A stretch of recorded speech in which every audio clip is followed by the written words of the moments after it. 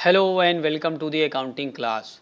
Preference shares का redemption कैसे हो सकता है आज की वीडियो में देखेंगे। तो चलिए शुरू करते हैं वीडियो। पहली बात यह है कि preference shares can be redeemed only when they are fully paid up. जब तक कि प्रेफरेंस शेयर्स को फुली पेड अप नहीं किया जाएगा, यानी फुली पेड अप जब तक नहीं होगा प्रेफरेंस शेयर्स, उनका रिडम्पशन नहीं हो सकता है। प्रेफरेंस शेयर्स को रिडीम करने में दो बातें जिसको हमें ध्यान देना है। It can be redeemed in the two ways. पहला ये कि ये कंपनी के उस प्रॉफिट से रिडीम हो सकता है जो कि डिविडेंड को बांटने के लिए कंपनी के पास होता है। वो प्रॉफिट हो सकता है या रिजर्व हो सकता है, जिसे हम फ्री रिजर्व कह सकते हैं। दूसरा, कंपनी प्रेफरेंस शेयर्स को रिडीम करने के लिए नए फ्रेश शेयर इशू कर सकती है और नए फ्रेश शेयर से जो पैसा मिलेगा उस पैसे का इस्तेमाल प्रेफरेंस शेयर्स को रिडीम करने में कर सकती है। तो दो केस हो गया। पहला केस वो है कि जब कंपनी प्रेफरेंस शेयर्स को रिडीम करने के लिए अपने फ्री रिजर्व्स या अपने प्रॉफिट को इस्तेमाल करती है, वो प्रॉफिट जो शेयर होल्डर्स को डिविडेंड दिए जाने के लिए इस्तेमाल होना था। ऐसे केस में कंपनी को कैपिटल रिडम्पशन रिजर्व अकाउंट बनाना पड़ता है, CRR। Capital redemption reserve account के बारे में एक मेरी डिटेल्ड वीडियो है, अगर आपने नहीं देखी तो उसको आप देख लीजिएगा, लिंक डिस्क्रिप्शन में मिल जाएगा। तो कैपिटल रिडम्पशन रिजर्व अकाउंट बनाना पड़ता है उस अमाउंट से जितने अमाउंट का प्रेफरेंस शेयर्स को रिडीम करना है, यानी फेस वैल्यू से कैपिटल रिडम्पशन रिजर्व अकाउंट बनाना पड़ता है इस केस में, पहले केस में। तो जो प्रॉफिट होगा या जो रिजर्व होगा कंपनी के पास, उस प्रॉफिट या रिजर्व को कैपिटल रिडम्पशन रिजर्व में ट्रांसफर कर दिया जाएगा। अब हम लोग एंट्री देखते हैं कि क्या क्या कैसे कैसे करना होगा। तो सबसे पहली बात ये होती है कि फ्री रिजर्व्स या प्रॉफिट को आप कैपिटल रिडम्पशन रिजर्व में ट्रांसफर करेंगे। अगर आप जनरल रिजर्व से ट्रांसफर करते हैं तो जनरल रिजर्व को डेबिट करेंगे। अगर आप प्रॉफिट से ट्रांसफर कर रहे हैं तो PL अप्रोप्रिएशन अकाउंट डेबिट करेंगे।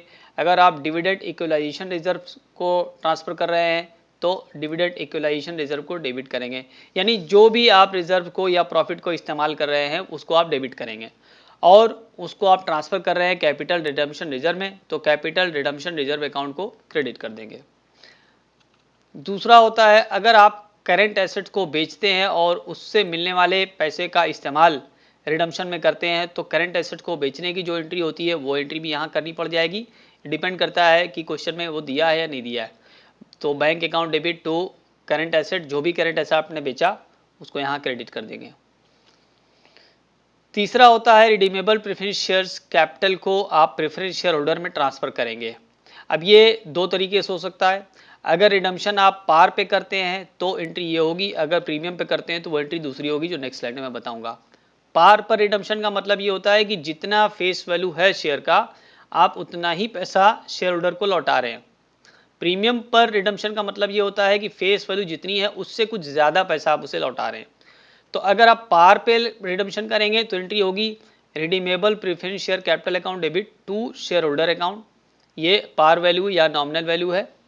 अगर आप प्रीमियम पे करेंगे तो एंट्री में प्रीमियम बढ़ जाएगा, तो redeemable preference share capital account debit, फिर premium on redemption of preference share capital account debit. ये वो प्रीमियम है जो आप रिडम्पशन पर देंगे, तो इसको भी आपको यहाँ डेबिट करना है। और उसके बाद टू प्रेफरेंस शेयर होल्डर्स को आप क्रेडिट कर देंगे।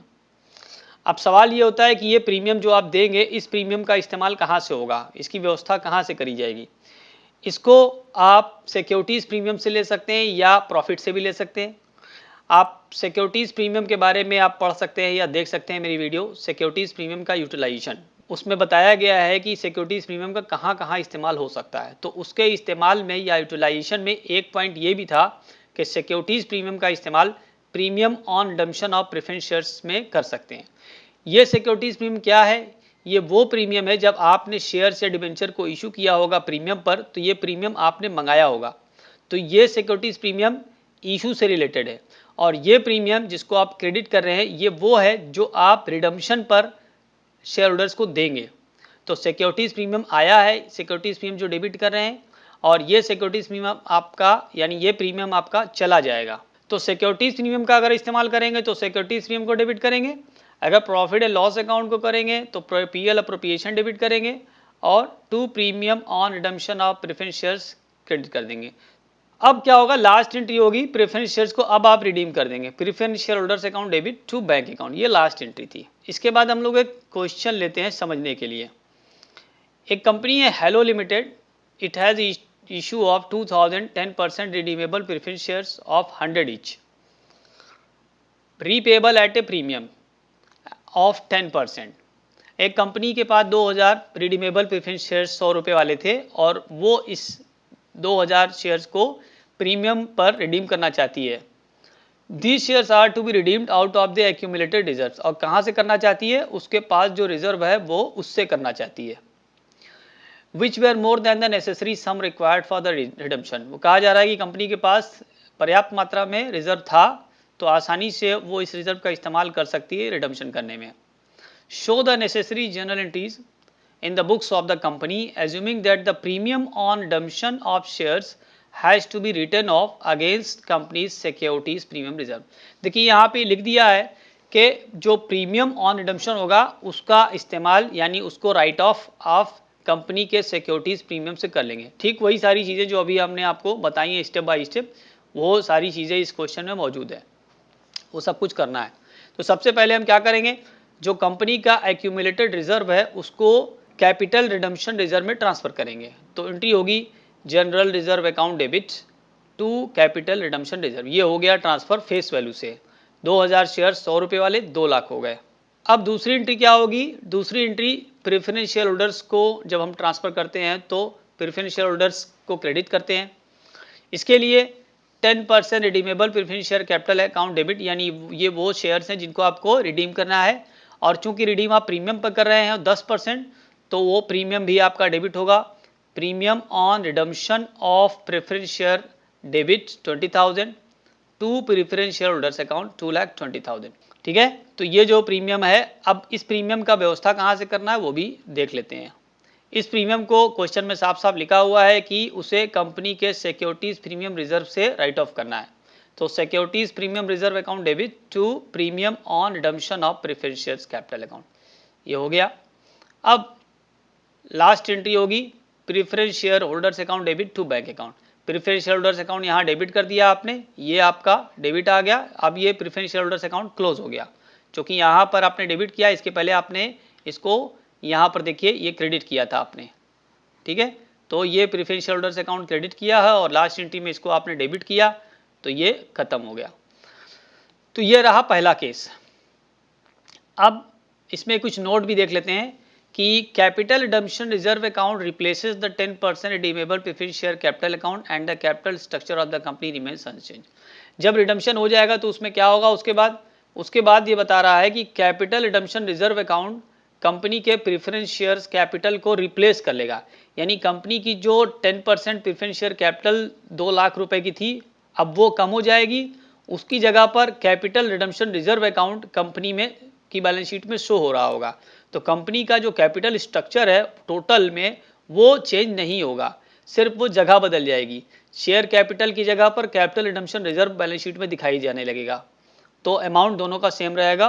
तो इस तरीके से कैपिटल स्ट्रक्चर कंपनी की बदलेगी नहीं। दूसरा केस देखते हैं। दूसरा केस, कंपनी का प्रेफरेंस शेयर्स रिडीम करने के लिए कंपनी नए प्रेफरेंस शेयर्स इशू कर सकती है। नए प्रेफरेंस शेयर भी कंपनी इशू कर सकती है, नए इक्विटी शेयर भी कर सकती है।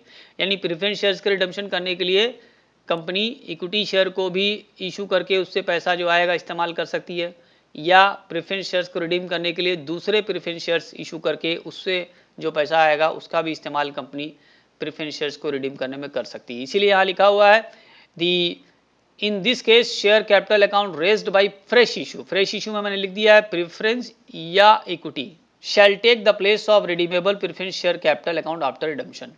तो जब रिडम्पशन हो जाएगा तो रिडम्पशन के बाद अगर कंपनी ने इक्विटी शेयर कैपिटल को इशू किया होगा तो इक्विटी शेयर कैपिटल ले लेगी प्लेस उतने शेयर का, उतने अमाउंट का जितना आपने रिडीम किया है। अगर आपने प्रेफरेंस शेयर इशू किया है तो नए प्रेफरेंस शेयर उस पुराने वाले प्रेफरेंस शेयर की जगह पर आ जाएंगे, तो कैपिटल स्ट्रक्चर यहाँ पर भी नहीं बदलेगा। Entries for the fresh issue of shares will be passed. तो सबसे पहले आपको जो फ्रेश शेयर आप इशू करेंगे उनकी एंट्री पास करनी पड़ेगी। उसके बाद बाकी सारी एंट्री जो बताई गई है पिछले वाले केस में वो सारी वही होंगी, लेकिन इसमें कैपिटल रिडम्पशन रिजर्व में ट्रांसफ़र नहीं करना होगा। तो पहली दो एंट्री जब कंपनी फ्रेश शेयर इशू करेगी, फ्रेश शेयर मैंने बताया आपको कि इक्विटी भी हो सकते हैं, प्रेफरेंस भी हो सकते हैं। तो एंट्री शेयर को इशू करने पे क्या होती है आपको पता है, bank account debit to equity share या preference share application and allotment account, ये एक बार में जब पैसा आता है कंपनी के पास तो यही एंट्री पास की जाती है। अगर इक्विटी शेयर इशू कर रहे होंगे तो to equity share application and allotment लिखेंगे, अगर प्रेफरेंस शेयर इशू कर रहे होंगे तो preference share application and allotment लिखा जाएगा। अब ये जो preference share application and allotment है इसको दूसरी एंट्री में आप डेबिट कर देंगे और फिर इसके बाद इसको कैपिटल में ट्रांसफ़र कर देंगे। क्योंकि ये इशू पर 2 एंट्री पास होती है, ये वही 2 एंट्री, इसमें कोई नई बात नहीं है। जब आप इशू पढ़े होंगे शेयर्स का तो वहाँ पर 2 एंट्री आप जानते होंगे कि यही 2 एंट्री होती है। आइए इसको एक सवाल से समझते हैं। Diamond limited has part of its share capital consisting 20,000 12% redeemable preference shares of 10 each. Diamond limited के पास 20,000 12% रिडीमेबल प्रेफरेंस शेयर्स 10 रुपये वाले थे, जिसको प्रीमियम पर रिडम्पशन करना है 10% प्रीमियम पर। The shares have now become ready for redemption. It is decided that the whole amount will be redeemed out of a fresh issue of 20,000 equity shares of rupees 10 each at 15 each. कहा जा रहा है कि 20,000 नए equity share issue किए जाएंगे 10 रुपये वाले, जिनको कि 15 रुपये में इशू करना है, यानी 5 रुपये प्रीमियम पर इशू हो रहा है। The whole amount is received in cash, सारा अमाउंट कैश में आ गया है। And the 12% preference shares are redeemed for the relevant portion, और ये जो 12% प्रेफरेंस शेयर्स है इसका रिडम्पशन होना है। तो सबसे पहले हमें शेयर को इशू करने वाली एंट्री करनी होगी। 20,000 इक्विटी शेयर को इशू किया जा रहा है, bank account debit to equity share application and allotment 3 lakh हो जाएगा। क्यों? क्योंकि 20,000 इंटू 15 रुपये के हिसाब से 3 लाख रुपए आ गया। अब इसके बाद इसको कैपिटल में ट्रांसफ़र करना होता है, तो कैपिटल में ट्रांसफ़र करने के लिए equity share application and allotment account debit to equity share capital. Equity share में आप फेस वैल्यू लिखते हैं 20,000 इंटू 10 रुपये का फेस वैल्यू है, तो ये हो जाएगा आपका 2 लाख। और प्रीमियम में आप लिखेंगे 20,000 इंटू 5, क्योंकि ये जो है 10 का 15 में इशू किया है, यानी 5 रुपये प्रीमियम हुआ। तो जो प्रीमियम आपके पास आ रहा है इशू करते वक्त वो 5 आ रहा है, यानी 20,000 इंटू 5 जो कि 1 लाख है। तो टोटल इस तरीके से आपका 3 लाख रुपए आया है, 2 लाख रुपए कैपिटल के फॉर्म में और 1 लाख रुपए प्रीमियम के फॉर्म में। अब चलिए हम लोग जितने शेयर को रिडीम करना है उतने शेयर्स को हम लोग प्रेफरेंस शेयर होल्डर में ट्रांसफ़र करेंगे। तो कितना करना है रिडीम? 2 लाख के प्रेफरेंस शेयर्स हमें रिडीम करने हैं। 12% redeemable preference share capital account debit 2 lakh, और इसके ऊपर प्रीमियम कितना देना है? 10% प्रीमियम देना है। तो यानी 20,000 रुपये 10% इसके प्रीमियम हो जाएंगे। Premium on redemption of preference share account debit ये हो जाएगा, और प्रेफरेंस शेयर होल्डर्स को आप क्रेडिट करेंगे 2,20,000 से। अब ये जो प्रीमियम है, प्रीमियम का व्यवस्था या प्रीमियम का इंतजाम कहाँ से करना है? प्रीमियम को हमेशा सिक्योरिटीज़ प्रीमियम रिजर्व से निकाल लेते हैं, उसी से राइट ऑफ कर लेते हैं। अगर सिक्योरिटीज़ प्रीमियम आपके पास है तो यहाँ पर हमारे पास सिक्योरिटीज़ प्रीमियम है, क्योंकि जो अभी हमने इशू किया है उस पर 1 लाख रुपए सिक्योरिटीज़ प्रीमियम आया है। तो उसमें से हम 20,000 निकाल लेंगे, वो प्रीमियम जो आपको रिडीम करना है उसके लिए। तो securities premium reserve account debit to premium on redemption of preference share, ये हो जाएगा 20,000 का इंतजाम। अब आप रिडीम कर देंगे preference share holders account debit to bank account, 2,20,000 का रिडम्पशन आप कर देंगे आप। तो इस तरीके से ये दूसरा केस रहा, उसकी ये आखिरी एंट्री है। कुछ नोट के तौर पे बातें मैं आपको बता दूं। If the redeemable preference shares are redeemed partly out of the profit of the company which would be available for dividend and partly out of the proceeds of fresh issue of the shares made for the purpose of redemption, capital redemption reserve account and fresh share capital account will replace the redeemable preference share capital to be redeem. ये कह रहा है कि अभी जो आपने 2 case पढ़ा है उन दोनों केस का कम्बिनेशन भी हो सकता है, यानी कंपनी ऐसा कर सकती है कि कुछ शेयर्स का रिडम्पशन वो अपने प्रॉफिट से करे या रिजर्व से कर ले, और कुछ के लिए वो नया फ्रेश शेयर इशू करे। तो ये दोनों चीज़ें हो सकती है। तो ऐसे केस में कंपनी को कैपिटल रिडम्पशन रिजर्व भी बनाना पड़ेगा, और साथ ही साथ फ्रेश इशू करने की जो एंट्री आएगी वो भी करनी पड़ेगी। तो कैपिटल स्ट्रक्चर पर कोई असर नहीं पड़ेगा। रिडीमेबल प्रेफरेंस शेयर्स की जगह कैपिटल रिडम्पशन रिजर्व हो जाएगा, और नया शेयर जो आपने इशू किया वो हो जाएगा। Redeemable preference share capital redeemed का मतलब होगा capital redemption reserve account plus fresh share capital account, ऐसे केस में। तो ये जो लास्ट वाला है ये दोनों का कॉम्बिनेशन है, तो दोनों का कॉम्बिनेशन भी हो सकता है। उम्मीद करते हैं वीडियो आपको अच्छा लगा होगा। तो अगर आपने मेरे चैनल को अभी तक सब्सक्राइब नहीं किया है, इसको सब्सक्राइब कर दें, बेल आइकन को प्रेस कर दें ताकि मेरी हर वीडियो की नोटिफिकेशन मिल जाए। अपना बहुत ख्याल रखिए, मिलते हैं अगली वीडियो में, तब तक के लिए गुड बाय।